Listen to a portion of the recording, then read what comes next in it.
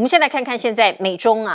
在这个可能南海这个部分，或者是在我们台湾周边，其实都有很多在空中、在海上都有很多的相遇。包括你看到今天的最新讯息是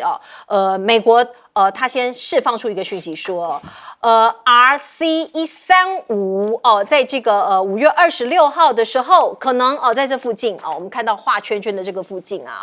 中美的军机相遇这个是美国他们公布的一张照片，你看到这是美国美军的视角这边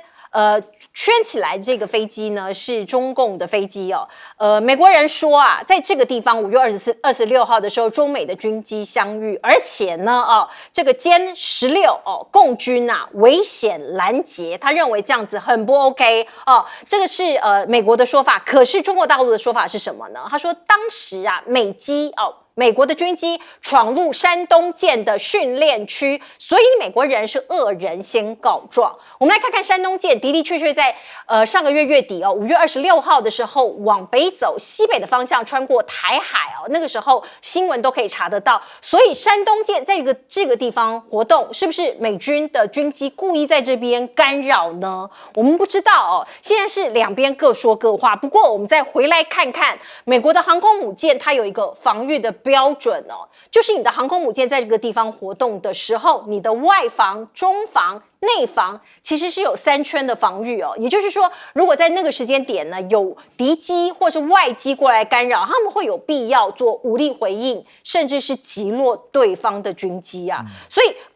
共军严格讲起来，中国的解放军他做的方法像这样子军机升空看起来是干扰对方或是刺探对方的行为，好像也不是那么的没有道理那我们来看看呢，美国为什么要先公布像这样军机接近的这样的一个状况？是不是有可能要逼中国大陆赶快跟美国的军方做一个沟通呢？因为我们知道呢，5月30号的时候，中国大陆已经正式拒绝美中的这个防长在新加坡的那个所谓的防长的会议因为美国很希望可以跟中国大陆的国防部部长坐下来谈一谈。那5月31号就是昨天，美国就曝露了这个新闻，我们刚刚讲的对岸中国解放军的歼16南海直切美国的军机，他们认为这是一个挑衅或是一个危险的行动。今天6月1号，布林肯就发话了，他说你看看这么多危险的空中接近，所以中美应该要建立一个沟通的管道。很多眼尖的网友就认为，这跟去年美国要逼魏凤和跟他谈判或者坐下来谈是一模一样的事情。我们来看看。It's regrettable that the meeting that Secretary Austin sought did not go forward with his Chinese counterpart. Most dangerous thing is not to communicate, and as a result, to have a misunderstanding and miscommunication. And as we've said repeatedly, while we have a real competition with China, we also want to make sure that doesn't veer into conflict. Certainly, we have used the diplomatic channel to convey our concerns over this particular intercept. But that's not the same as having mill-to-mill comms and having that available to you, especially when tensions are so high and the risk of miscalculations are also high. 所以看起来，美国很希望中国大陆赶快答应他们的国防部部长跟美国的国防部部长在新加坡会面去年其实也差不多，去年5月31号的时候也是一样，两国的防长要不要见面一直没有结论。到了6月5号的时候，加拿大跟澳洲就指控中共解放军的歼16在空中有危险拦截，还记得吗？那个时候还说什么空中放铝条、空中放铝块等等的说很危险，这回现没有？所以6月10号在香格里拉饭店的所谓香格里拉会谈，数小时前中美终于见面，终于敲定要会面了。所以呢，这个北京希望引发挑战美国威信的骨牌效应吗？还是拜登一旦让步就会酿出政治风暴了呢？这个是美中在军事上面的整个的对抗。而另外我们看到呢，美国对于他的盟友之间的团结或者是更紧密的合作，这样的事情是马不停蹄一直在做，包括日美防长会谈就北韩试射跟中国问题的讨论，现在都在进行。而另外我们也可以看到呢，包括美日菲澳4打1南海的联合军演呢，现在促成统一的战线。中国也变成假想敌，而且是用海盗这样子的假想敌。那我们再来看看，包括军事上面呢，两边不愿意坐下来谈各自结盟来作为两极的对抗。可是，在军事上面，我们看到的是这个是马斯克已经在中国大陆访问了而包括你可以看到他受到中国高规格的接待，包括晚上吃什么当地的媒体都不断的报道。所以你看到这个评论是这样讲的，他说Austin 被拒绝因为不要跟你谈军事的问题。可是马斯克代表的是资本主义，代表的是商业行为，却受到高度的重视。所以中国对待美国，他打两张牌，两张不一样，政治上脱钩，经济上挂钩要守住中美的经济底线，他们认为至关重要。所以呢，美国一方面在这个关切中国打压外国的企业，可是访华团却不断吗？包括了马斯克，我们看到他马不停蹄在一天之内见了中国大陆的三位部长，而NVIDIA 的黄仁勋也被传说下一站要去中国大陆，会拜访腾讯跟字节跳动。最新消息是，刚刚黄仁勋在台湾接受访问，他说我现在还没有决定是不是要访问中国，可是明天他会去拜访鸿海的刘扬伟。而另外呢，黄仁勋对中国晶片禁令的看法呢，也不断的在媒体上面被播放黄仁勋说中国晶片的禁令影响会变成什么样的结局呢？有可能中国会利用这个机会培育本土的 GPU 业者，所以看起来他还是有担忧的。来问问看亮哥你怎么看呢？我觉得今年跟去年不太一样啦，所以我对香格里拉场边会议我是比较悲观的因为王毅跟苏利文见完面，目前美国没有回应他们一定谈到一些重大问题。我们现在没有听到苏利文的回应那王文涛去 APEC 的部长会议，你也没有看到 Raimondo 商务部长对王文涛提的3大问题做回应然后戴琪贸易代表对王文涛提的3大议题，他也没有回应因为凡事是有顺序的啦，军事的安全的对话通常都是最后的对话，你事先应该都是政治对话先行那目前我觉得美中是卡在政治上的问题，比如说南海冲突或者台海冲突，这个对北京的定义来讲是政治问题比如说今年就传嘛，说有可能会审南海行为准则，那美国是反对的嘛，那美国就不断的在打菲律宾这张牌，对不对？那所以就产生了一些，比如说这个RC-135就飞进去，要看看你这个山东舰在干嘛。这个基本上都是在南海，因为山东舰的基地是在海南岛，对不对？所以他这种动作，我也不认为香格里拉会谈，即使他们见了面，这个行动就会开始停止了，他还是继续刺探所以，而且你对李尚福的制裁还没取消我本来传出来说要取消，结果美国国务院又说没这回事。所以我简单讲就是说，美国目前传出来的所有的讯息都是强硬的。那在都是强硬的讯息下，苏利文没有回应那 Raimondo 没有回应，戴琪没有回应，然后李尚福本人的制裁没有取消。那这个时候，中国大陆如果同意跟你在香格里拉做场边会，那就国际上就会解读为示弱。所以我认为我还是比较悲观我认为可能性不大。是来请教吴老师。我的想法跟亮哥是一样的。这个中国人做事，他们一码归一码。当然政治他们是挂帅的。对。那你政治问题解决之后，后面经济了军事才会一直往前走。那其实我们先看去年的魏凤和去年魏凤和跟这个奥斯汀他们谈到了共识性护栏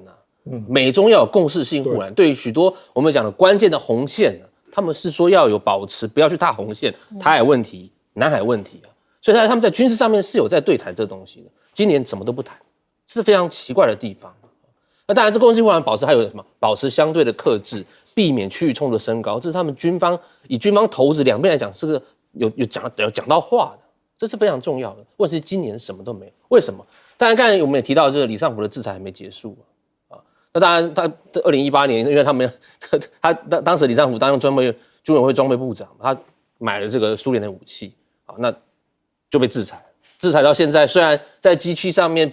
拜登有说我们可能会要考虑取消他的制裁，就只闻楼梯响了，但是基本上美方没有要取消他的制裁。那你没有取消他的制裁，你要跟他谈什么？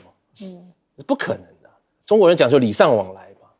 所以假如前面的起手式都没有做好，你要跟他谈说，哎，我们坐下来好好谈，不可能。所以如果在这上面他们没有在对共识性护栏进行更局部的具体化，包括红线，包括怎么样避免冲突、避免战争，那有可能擦枪走火都有可能啊。那当然我们要看说，那这次李尚福到了新加坡要几个重点我们要看啊。当然这个第一次李尚福是以国防部长参加这个会议啊，当然代表这个国防部长又代表这个人民解放军第1号人物的时候，他怎么样去跟在新加坡的这些东协的各国谈做出什么样的回应，这是我们看的第一个重点。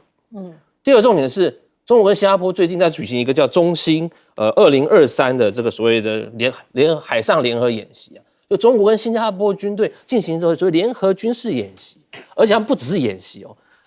中国人民解放军在参观新加坡的什么军舰、海上博物馆，两方的军事人员还进行文化实体上的交流啊。各位观众朋友，这代表了什么？非常重要的是一点是，新加坡一直所谓主张什么两大强权之间他们要避险，要跟两个美中之间玩的这种两手策略。问题是，他现在跟中国在安全上面又合作了。我们常常讲说，新加坡是经济上面要中国的钱来做生意，安全上面他们也要靠美国啊。问题是，他现在在安全上面跟中国也做更多的联系。这不只有新加坡而已。中国今年他在跟东协的6国，他们也进行相关的类似的军事演习，就代表说，中方现在在东协这个地方啊，在中国的后花园，他特别重视安全的问题，还有军事上的配套。那未来这个是美国，他要睁亮眼睛在看中国要做什么，但相反的，这也会刺激美国加强更大的维度。我觉得接下来在东协上面有很多好戏可以看。是，来请教董哥。其实这一切你可以看到，今天美国最大的新闻是什么？是彭斯可能出来挑战川普，在共和党里面获得总统的提名。那彭斯是川普的副总统，而且川普号召大家进攻国会，造成一个暴动的时候，彭斯是反对的。彭斯是参议院的议长，他是副总统兼参议院议长，所以你看到了为什么？因为共和党觉得情势大好。这个时候可能推出谁来都可以打败现在的拜登。拜登现在在玩什么？我们现在所讨论的时候，美国的动作其实都是背后都有一个选举的阴影在里面。拜登希望能够连任，那他要连任，他认为他的武器就是怎么样？就是让大家觉得我对中国大陆是非常强硬的，我非常敢的。所以他很多刚硬的动作现在出来的话，因为过去习近平本来就不太愿意跟他见面，在集团体当然见了面，那是一个国际场合，两个也做了一个对谈，对谈以后，拜登现在要求见第2次面，那中国大陆兴趣缺缺，那其他的人要去，他也都兴趣缺缺，包括布林肯说我要去，中国大陆说我们也没邀请你，我就可以看到，那李尚福这个事件是更荒谬的。因为美国总统是3军统帅，他在日本公开讲，我们李尚福这个制裁我们准备要解除，结果被国务院火结。到底是谁是3军统帅？我们不是美国不是一个民主国家吗？所以你可以看到他们里面自己多么的不相等于说自己不相协调。那今天可以看到美国所有的动作，他无非希望怎么样？希望中国你再卖我一只辫子，让我假装强硬一下好不好？让我打赢了这场险战，到时候我会回报你。那其实他们过去就有这样的表示，其实都没有回报，反而制裁越来越厉害。从气球事件大家可以看到，气球是2月4号打下来，美国现在为什么不敢公布？气球在你手上啊！美国为了这个气球还特地加大动作，制裁大陆6家公司，说你们都是在卖气球的，你们都有嫌疑。各位可以看到，他越演越好玩，他希望中国大陆配合他。如果拜登跟习近平碰面了，拜登回去，我跟你保证，他一定会在国际场合到处讲。我那天跟习近平碰面，我警告他应该怎么样怎么样，他又要来表演那一套了。现在中国大陆不吃他那一套，他真的不晓得怎么办了。是我们看看这个塞尔维亚跟科索沃最近呢边境发生了很多的冲突哦，也都是全世界都在关注的关键时刻。可是塞尔维亚的总统武契奇他转向中国求助了吗？我们先来看看呢，他在5月30号的时候呢召见了中国驻塞尔维亚大使陈波，两个人留下这张画面他请求陈波回去中南海转达说科索沃现在的问题希望你们帮忙来解决。那为什么这个武契奇他自己一直不断的给外界一个印象，就是他被美国或是西方国家针对呢？因为2022年那时候疫情还很紧张的时候，大家记得一个画面吗？中国大陆卖给了武契奇，卖给了塞尔维亚卖给了这个他们很多的这个飞弹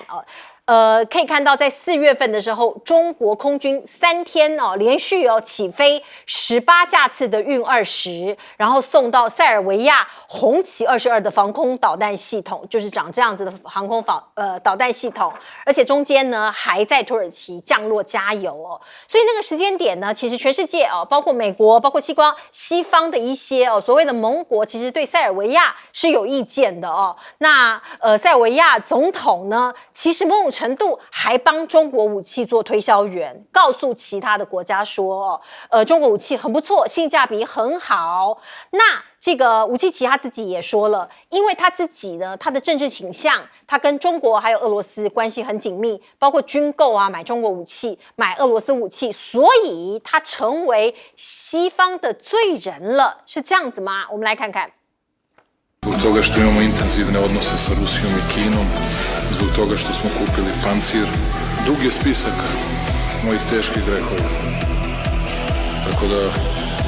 ja ih prihvatam u potpunosti. A sad ću da se potrudim da nabavim još bespilotnih letelica, zato što je moj posao da sačuvam ovu zemlju. 所以你可以看到，欧洲在这个地方呢，现在有很多的纷扰塞尔维亚包括武契奇，他是指称那是西方有人在后面唆使，希望让他们的国家在跟科索沃之间越乱越好。所以他说这是西方的阴谋，这是红色革命，有人在背后策动的。于是你看到包括当地当然有2种声音有一些人是支持这个塞尔维亚武契奇的，他们在市政大楼前面举起了巨大的塞尔维亚国旗，你看到了白、蓝、红3个颜色的巨大国旗表示他们挺他们自己的领导者。而另外我们看到北约也有动作了，北约说这样乱下去不行所以他们有可能会派人派这个增派700人去强化有4000人的驻科索沃的部队所以这个地方到底会不会酿成更大的危机呢？基本上在欧洲这些地方因为呢俄乌战争的关系，还有包括过去疫情的关系，经济上面其实是不妙的。包括德国，你看到最近呢，他发表了很多的这个包括财政上面的数字，看起来在经济上面呢，其实是大受挑战。所以呢，美国或者有一些学者会认为说，现在德国或者是欧洲国家可能处在一个关键时刻，他们要决定是留在美国主导体系中的这个经济越来越衰落，还是要选择中国？他们变成两边都在看包括我们刚刚讲的德国步入了衰退期，欧洲的经济现在也在拉警报，主要原因是因为经济衰退德国已经连续2季经济下滑，而且符合所谓技术定义的经济衰退。整个欧元区今年第1个季度它的经济可能也会走软。所以在经济跟这个外交上面的联动上面，他们可能有其他的选择吗？马克宏讲出了一个词，他说北约脑死所以普京用最严重的电击让北约清醒。这件事情当然也受到很多盟国的抨击，可是他说我不会收回有关北约脑死的说法。而另外呢，我们看到乌克兰战争还在打，俄罗斯呢，他最新的讯息是他说他已经摧毁了乌克兰最后1艘军舰，可是到目前为止乌克兰没有回应乌克兰的海军发言人说，我们不会透露任何战损的消息，这是机密。另外我们再来看看普京普京有可能会去出席2023年的金砖峰会吗？因为举行2023金砖峰会的地点在南非，可是，一旦他到南非，非常有可能因为国际刑事法庭逮捕令的原因，他有可能会被抓起来。所以南非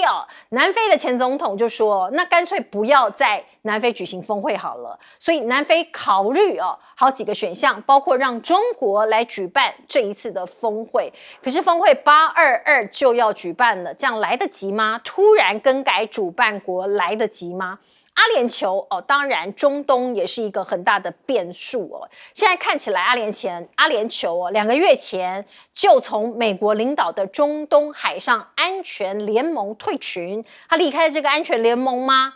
这个本来联合海上力量是一个由34个国家组成的特遣部队，总部在巴林是一个美国的海军基地。可是现在呢，如果阿联酋退群的话包括反恐，包括地区的安全，还有打击海盗的行动，会不会受到一些影响呢？阿联酋最近呢买完中国的 L-15，又买了 AR-3 的重型远端火箭炮简单的讲，他们也在转向吗？或者是他们也买了很多的中国制武器吗？美国的势力到底 hold 不 hold 得住？来问问看亮哥你怎么看这些经济上面的选择，或者是在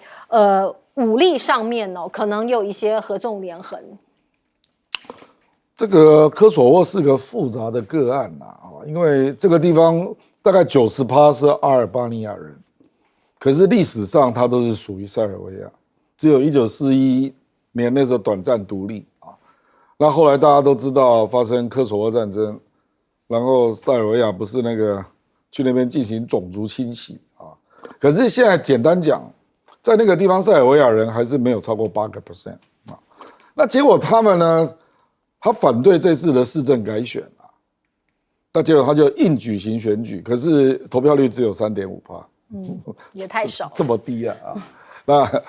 所以就引起了塞尔维亚这个族群的反对啦大概就是这样可是这个地方如果真的要发生战争，阿尔巴尼亚涌进来，那他就是人数就是90%嘛所以目前就是这个状况，就是塞尔维亚要不要介入？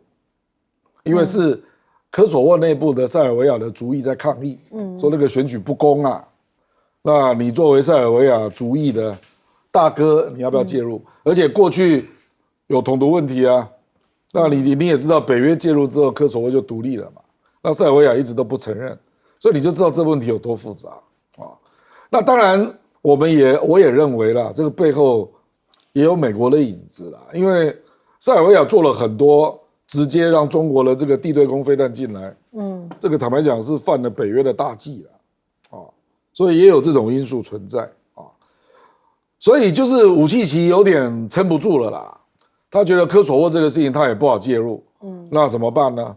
就想要请这个域外的一些国家介入来帮他讲话嘛，就是联合国，比如说5常进来帮他讲话。那现在俄罗斯现在讲话一定是越帮越忙嘛，所以他只能请中国讲话，大概就是这样。可是马克龙有帮塞尔维亚讲话，他觉得这次阿尔巴尼亚人所搞这个选举，这个确实有不正当之处了。这是法国有发言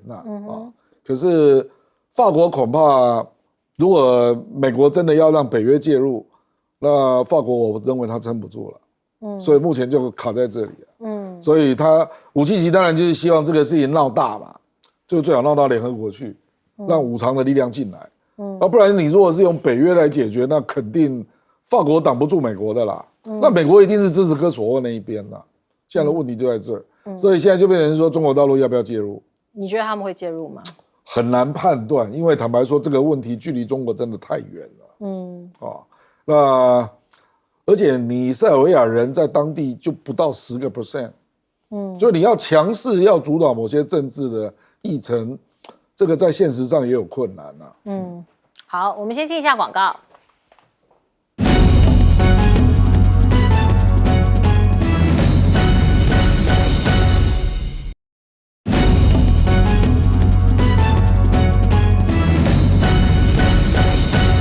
好，我们请问一下吴教授，怎么看科索沃的问题？现在我们看这个塞尔维亚，其实塞尔维亚是一个这个地方蛮麻烦的。我们早期知道南斯拉夫邦联解散的时候6个国家，塞尔维亚是为主的，他不加入北约，其他国家加入北约，他不加入北约，为什么？他跟俄罗斯很好，兄弟之邦。为什么？第一个，他们都斯拉夫民族啊，俄罗斯他们是什么？东斯拉夫，塞尔维亚是南斯拉夫啊，他们都兄弟之邦互称啊，语言也有通。再来就是啊，刚我们讨论的，他信仰东正教，斯拉夫人信仰东正教。问题是在科索沃这地方里面有很多回教徒啊，阿尔巴尼亚是回教徒啊。最重要的是，这科索沃问题是让塞尔维亚是很头痛。我还没讲完，塞尔维亚现在最主要为什么跟俄罗斯兄弟是？我们还看到去年哦，普京在打乌俄战争的时候，他还特别去拜访了塞尔维亚。塞尔维亚10万人哦，夹道欢迎普丁啊！武契奇说什么？兄弟来了，我们强烈支持啊！啊，所以他在这方面他是很挺普丁的。好，那现在这个科索沃问题会不会成为下一个代理人战争？我们要联动着看，因为其实战争它是有联动性，而且它也是有什么相关联性。通常我们讲国际关系里面，内战很容易爆发成什么对外战争，都是这样子的。那科索沃问题也是其来已久了，它里面主要是有回教徒的问题啊，族裔不同，啊，种族不同。语言不同，边界有问题，所以这个地方我们刚才跟亮哥讨论是一个非常，我们讲巴尔干火药库，对，哦，而且不只有科索沃，旁边有阿尔巴尼亚，还有赫塞哥维那这几个，都是现在很难处理的这个问题在这里面。那未来呢？现在他们这一次主要的4月问题是，他4月的时候，哦，科索沃这边举行，在靠近塞尔维亚那个边界那边举行选举嘛，然后可是这个地方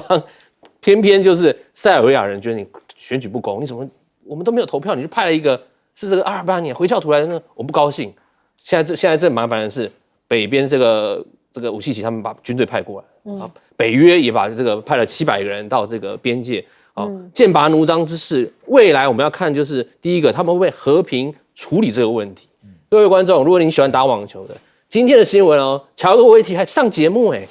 哦，镜头拍到他在法国网球公开赛打完之后，他说什么？科索沃是我们塞尔维亚的心脏啊，不容我们失去它。用什么非暴力？他讲了一个用非暴力的方式来解决，他这么讲，而且他是用塞尔维亚语哦写在荧幕前面。哇，这个造成哗然呐！运动赛事你怎么会突然这个展现你的政治倾向？所以现在这个大满贯赛的有人就说是不是要处分乔戈维奇？说，你怎么可以在这边宣扬这个？你这样对科索沃不太公平。所以我们还在看，就是那接下来，那普丁会不会运用这个问题来转移注意力？如果乌俄战争再这么这样打下去，他会不会干脆说，那我们就来一个这个，你要来玩，我们如果你北约在那边搞一个这个科索沃问题，那我就叫武契奇，那你就在那边再报分散这个那个 NATO 的注意力啊？那我们讲这是人类很大的麻烦。我们从以前在研究人类的天性，到底我们天性是什么？我们是好战吗？是凶残。好战。偏偏国际关系学系我们在研究所谓的战争冲突的时候，我们都从欧陆开始研究，因为国际关系早期就是研究欧陆的对抗嘛、冲突嘛、抗衡嘛，对不对？战争都从那边开始打的嘛。问题是，如果你要用这个东西套在亚洲，可不可以套在亚洲？这点是我们可以去看的，可以讲很多的。是，好，我们先休息一下。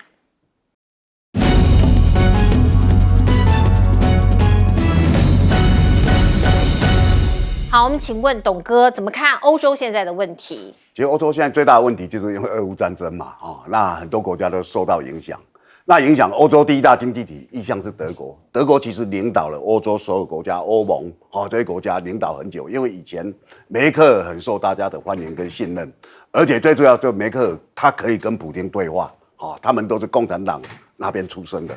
那现在因为俄乌战争受影响，那当然德国的影响就很大。20-30年前我们到中国大陆那个计程车都是德国的车啊，大家知道就福斯汽车嘛，你随便讲，我们去坐都是那车。那他现在的他的退步其实是很严重，经济对他的因为他对俄国本来有很大的一个依赖包括天然气啊这些，那这一次他的受伤很大，所以为什么肖兹一上任就赶快要去中国大陆？虽然被很多人骂，他去的时候他内阁很多阁员不知道。所以他们也要做一个修补，因为它不是一个过半数的内阁，他们是3个党成立一个内阁，那这个内阁当然要做一些修补，怎么办？他们就派一个部长到台湾来，所以我们台湾就几十年来就欢迎了一个德国来的部长，然后我们就可以敲锣打鼓，就这两边都做修补。可是这对德国来讲，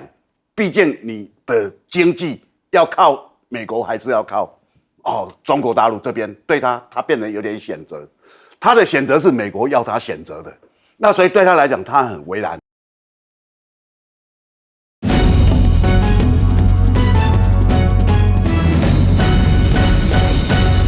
好，欢迎您回到新闻大白话的节目现场，介绍这1个小时的来宾。首先是耶鲁政治学博士郭正亮，大家平安。政大外交系教授吴崇涵，前子好，大家好，以及资深媒体人董志森，大家好。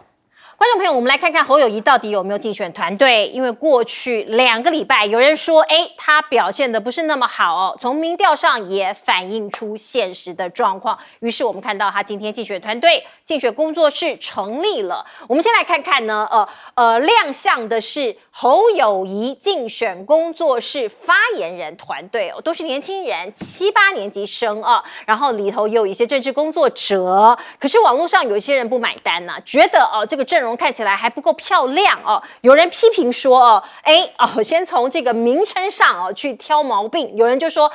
为什么是竞选工作室，不是竞选总部？你们要标新立异吗？那另外呢，亮点在哪里看不出来？至于今天竞选工作室成立大会上，其实有记者会，也记者问了侯友宜说，你什么时候要请假呢？我们来看看侯友宜是怎么回复的。今天的竞选办公室成立在哪？以7、8年级生为主，那成员名单有哪些？有什么规划？那市长什么时候会请假？今天是我们的选办正式成立的第1天，我们大家齐心齐力，我们只有个目标，我们一定要赢。我们只有一个目标，我们齐心齐力，我们一定要赢哦。这个可能要劝侯市长，有时候讲话要针对问题回答，因为人家是问你说什么时候你要请假，因为他现在还是新北市市长嘛。那至于他请假的时间点，有人说是9月哦，那9月会不会太慢了呢？那可能是整个竞选团队现在都要注意看的问题。另外，我们再来看看，包括民调落后这件事情啊，很多泛蓝的群众很着急哦，必须这样讲，党中央也很着急哦，党内就有一些建议啊，连发，包括巧芯哦，巧芯就说，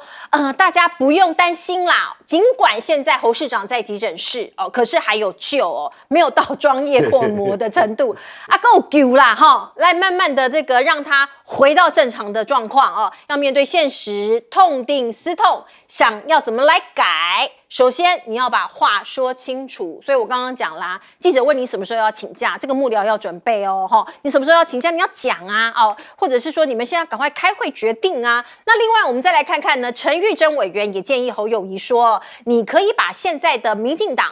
国民党不分区的这些委员纳入选战的团队哦。现在国民党不分区的委员有谁？有这些这个各种的财经领域的国防领域的通通把它纳进来，变成你的智库变成你的选战团队。而另外我们看到侯友宜在各个地方恐怕都有一些县市的主委或是议长持不同的意见。现在如何调和顶鼐，如何把这些人的心再抓回来，是当务之急必须讲有一些韩粉或者是韩国瑜过去的支持者对他的心结没有放下来，为什么？他们历历在目2019年那个时候，韩国瑜在选总统，本来一开始有请侯市长担任竞选总主委，可是侯市长没有答应另外呢，好几场所谓的造势晚会造势现场在新北市侯市长都缺席所以呢包括现在很多人都说，哎呀，你现世报这个必须我们还是要把它讲清楚。我说你现世报嘛，你当时没有帮别人，所以现在没有人要来帮你，或是别人可能没有这么轻易答应要帮你了。我们来看看金门议长洪云典，昨天我们看到他一直紧紧的黏在郭台铭身边那记者也问他了，那侯友宜呢？侯友宜这个如果要选的话，你会帮他吗？侯友宜已经要选了，你会帮他吗？我们来听听看。如果国民党希望你当这边的主委，你会？他是有这边的国民党主委是有来跟我谈过这个问题，但是我一定拒绝，100%拒绝。那如果会以他主动来跟就是议长来开会，我上次听那个人来，我们所以这次要下面的机会可能不大。这个洪议长讲话好直白直接说我一定拒绝所以这个这个都是这个侯市长必须要去突破的难关跟难题了哦。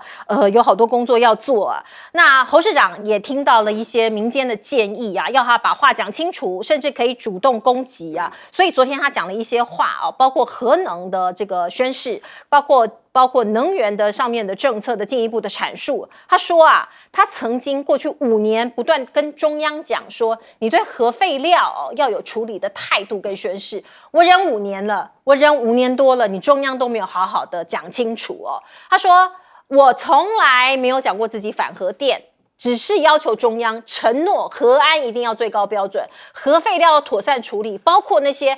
干式储存槽从室外要移到室内等等哦。那我忍耐5年多，我不是一个喜欢用不好听的话骂人的人。我希望中央悬崖勒马哦，好好的做事情。可是执政党根本都没在听哦。昨天他有一点点是在生气哦，对于执政党啊，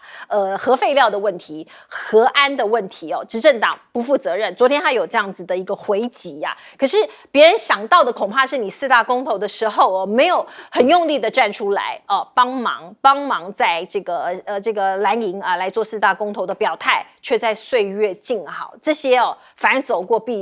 必留下痕迹，都要赶快去弥补这些裂痕的。而包括大法官提名的争议啊，蔡英文被大家质疑，被大家骂嘛侯友宜也提到这一点，他说民进党啊，你过去这几年还不够专制吗？看起来侯市长是有一点点回击的味道了他开始批评了，他开始把问题点挑出来了，可是火力够吗？观众朋友，我们看看呢，昨天前天金门好热闹啊，星光闪闪，包括赖清德，包括这个柯文哲，包括郭台铭都在那里啊，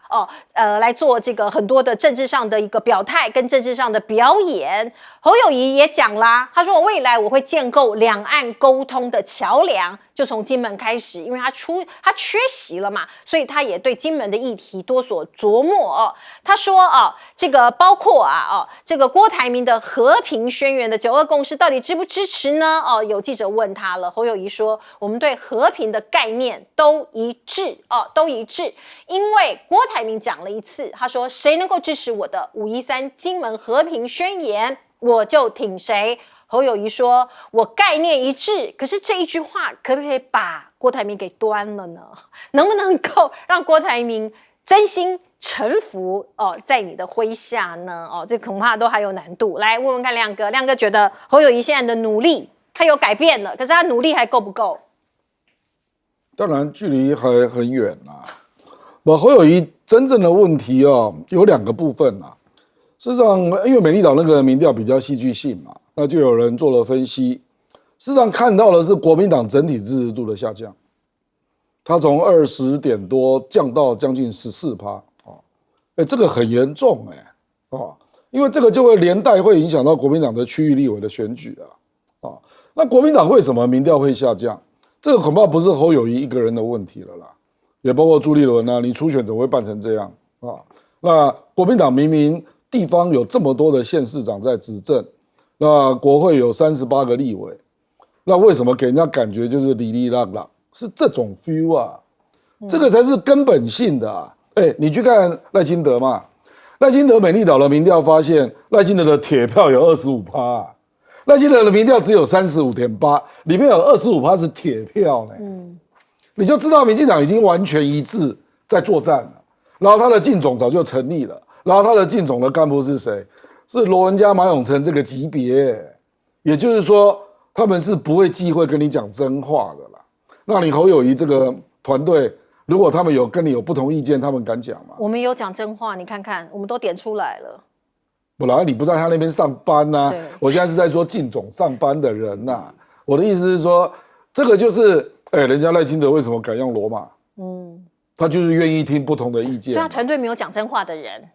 我也不要这样讲了，这样讲也不太对了。是说，万一真的意见很不一致，我们说有没有敢讲这个跟你完全不同逻辑的，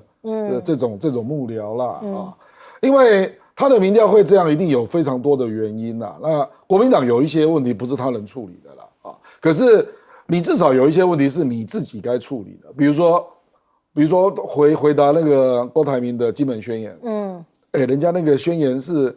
坦白讲，人家也准备了很久，是，我也知道执笔者有哪些人，那个重要的概念通通都进去了。所以人家在说你的回应，比如说郭台铭为什么要特别拿给赖清德？因为他觉得赖清德你有可能会当选，是，你当选真的很危险你参考一下我的想法吧。他那个想法真的有一些核心概念都在里面。所以你侯友宜你不能够简单回应我随便举例啦，一中各表你支不支持？就人家要听的是这种很直接的概念嘛。请问一中各表你支不支持嘛？你连9·2共识都不敢支持，我相信你一中各表你也不会直接回应啦。我猜啦那核电也是一样嘛。请问核四如果核安问题过关，我坦白说了，核安问题是谁执政的问题了？你认为民进党不能够让核安过关吗？当然可以过关嘛，怎么会不能过关？如果国民党回来执政，你要找一批核安的专家来审到过关为止，怎么会做不到？所以重点是你要不要恢复核四嘛？你这边绕有什么用呢？如果中央你都不回应我，是啦，中央没有回应你，我当然知道啦。可是你如果当家，你要不要过嘛？是这种问题嘛？核2、核3，你要不要延役嘛？现在的40年的那个年限的修法，你要不要修成60年嘛？修成50年嘛？我觉得现在老百姓要听的就是这种直接的答案。那我觉得这个部分柯文哲比他要直接的多了。所以为什么你有一些选票会跑到柯文哲那边？柯文哲就在金门直接讲说福茂协议我愿意恢复协商。这个会惹很多争议可是他就是面对啊。所以我觉得侯友宜现在很多问题是这个问题啦，就是你不能再绕着问题，然后模模糊糊的讲说，我没有反对你我大约支持你你这样到底要讨论什么呢？因为你是挑战者啊，挑战者的答案就是要非常明确，要旗帜鲜明不然你要挑战什么？执政者才可以模模糊糊啊。因为蔡英文现在求稳嘛，赖清德也是嘛，因为他是领先者所以你要搞清楚你是挑战者，你没有旗帜鲜明，你是没有办法挑战的。是，可能过去他都是执政者，毕竟他在新北市执政了这么久，他都是用模糊的策略赢得这个人民的爱戴跟高选票，所以他可能认为这一招还可以继续打大选，是这样子吗？来请教董哥。侯友宜过去当警察30几年他们警察在对付歹徒一定是规划非常久谋定而后动，然后最后发起攻击他这样。那这个其实前面很多东西看似安稳其实后面应该攻击。我觉得侯友宜现在最让老百姓觉得没有办法接受，就是你没有攻击性比如说你今天的最大攻击性，当然就是民进党的性骚扰案民进党这性骚扰案，去年9月发生，党主席是谁？不就是那个姓蔡的吗？你当然就是要攻击，你为什么连蔡英文你都不敢攻击？这辈子你为什么连蔡英文都不敢攻击？这台湾是被他做烂的对不对？蔡赖合体，现在就台湾现在的局面嘛。我觉得他当警察久了他应该知道说，我应该把一些火力放在哪个位置。那这个其实是蛮重要的。那如果没有让人家看到，那人家会觉得说，那找你来干嘛？要有点这样的攻击性。那柯文哲呢？柯文哲因为他民调第3我跟你保证，过一阵子柯文哲又回到第3，所以第3我什么话都敢讲了。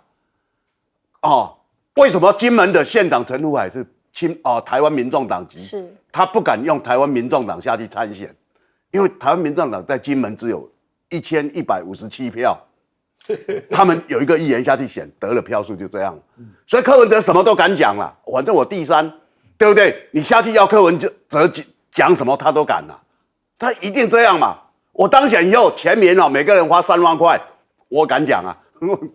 对不对？可是他就是这样。那我觉得就是民众会有一些期待就对柯文哲他那些，那你如果去检视他当台北市长这8年来，他的政见什么都做不到各位可以去检验嘛，对不对？他的社宅、他的社子岛改建、他的内湖交通，他几乎没有一样做到嘛。但是他很会讲，然后年轻人很喜欢听，哇，这个敢讲，哇操！那我们今天不是选一个名嘴嘛？是可以看到。那我觉得说，今天民进党采手势已经很清楚了，就是我我现在的局面一直维持35到40就可以了。35到40怎么样？柯文哲20到25，你拿25，剩下的国民党只有35，怎么会显得赢我呢？对不对？所以他现在在打这个主意嘛。那打这个主意，你侯友宜变成要有些目标这目标当然，因为你现在有求于人，尤其国民党现在民调为什么会低？侯友宜为什么会低？因为大家认为你没有整合嘛。你现在还有一个郭台铭这样，那郭台铭跟他的支持者每天在数落国民党不公平啦，郭台铭可能又要跟谁合啦，这样你国民党的支持者就觉得不安，他们没有在上面表态。那现在我们知道所有资源都在民进党，你知道我住板桥，板桥昨天就有一个民调出来了，有朋友接到，他就说第一题就问侯友宜现在民调已经第3了那你觉得说你这一次的选举要支持谁？先跟你引导。就用美丽岛那个民调，然后就开始让他没有人会支持最后一名嘛，这人心，所以他们其实是在做这样的部署。这是昨天在板桥的民调，那你可以看到，就是说你现在有这么多凶险的敌人，而且板桥就是你的本命期耶，所以我觉得你如果不展现一个，我警察是很强硬的，我针对民进党所有的问题，我敢强力的去打他，这个才重要啊。是，来请教老师。我们看，虽然侯现在落后，不过他还是从内政开始打起了，打经济啊、贪腐啊、成立这个特侦组啊、恢复特侦组。但我觉得在打这个中央选举的时候，最终还是要回到两岸论述跟外交了。那这一点，我想侯阵营陆续会推出一些相关的政策缩帖啦，因为毕竟不可能不提出。但我们来看一下民进党现在就讲中华民国台湾了。其实他们就像我们讲，他是执政，他打手势，所以要讲维持现状。其实我想很多人民进党人不喜欢维持现状这个字，但赖清德讲维持现状，要和平保台啊！大家想想看，以前民进党选举的时候，对中华民国是多么的不屑啊！一开始讲以前讲什么？以前讲中华民国是小米挖沟啊，对不对？或者讲那个国家，那是以前在选举的时候。现在赖清德选举的时候，又把中华民国端出来了。但我说他这个手势踩得很稳。那接下来那侯该怎么做？我倒觉得9·2共识可能被民进党污名化这么久了，但是它的确是未来两岸可以沟通的一个非常重要的基石。我们在政治学里面学过一个很重要的基础，叫做 Two-Level Game Theory， 叫双层赛局理论。简单讲就是我们对外的谈判手谈完一个东西之后，会拿到国内做一个